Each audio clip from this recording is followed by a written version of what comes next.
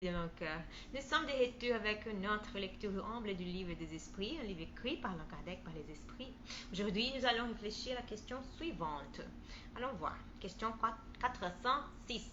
Lorsque nous voyons en rêve des personnes vivantes que nous connaissons parfaitement accomplir des actes auxquels elles ne songent nullement, n'est-ce pas un effet de pure imagination? Réponse. Auxquelles elles ne songent nullement? Qu'en sais-tu? Leur esprit peut venir visiter les tiens comme les tiens peuvent visiter le leur. Et tu ne sais pas toujours à quoi ils pensent. Et puis souvent aussi vous appliquez à des personnes que vous connaissez et selon vos désirs ce qui est passé ou se passe dans d'autres existences. Question 407. Le sommeil complet est-il nécessaire pour l'émancipation de l'esprit? Réponse. Non, l'esprit recouvre sa liberté quand les sens s'engourdissent. Il profite pour s'émanciper de tous les instants de répit que lui passe le corps. Dès qu'il y a prostration des forces vitales, l'esprit se dégage et plus le corps est faible, plus l'esprit est libre.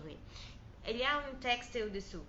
C'est ainsi que le demi-sommeil ou un simple engourdissement de sang présente souvent les mêmes images que les rêves. Question 408. Il nous semble quelquefois entendre en nous-mêmes des mots prononcés distinctement et qui n'ont aucun rapport avec ce qui nous préoccupe. D'où cela vient-il? Réponse. Oui, et même des phrases tout entières, surtout quand le sang commence à s'engourdir. C'est quelquefois un faible écho d'un esprit qui veut communiquer avec toi. Question 409.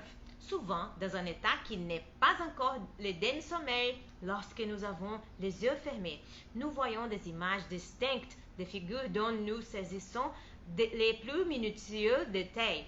Est-ce un effet de vision ou d'imagination? Réponse. Le corps étant engourdi, l'esprit cherche à briser sa chaîne. Il se transporte et voit si le sommeil était complet, c'était un rêve. Eh bien, dans les prochains épisodes, nous allons réfléchir à la question suivante. Question 410.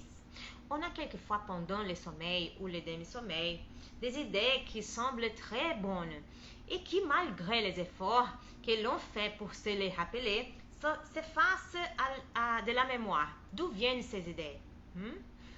Eh bien, nous avons terminé notre lecture pour aujourd'hui. J'espère que vous l'avez apprécié autant que moi. Que Dieu bénisse tous. Bisous. À la prochaine, mes amis. Au revoir.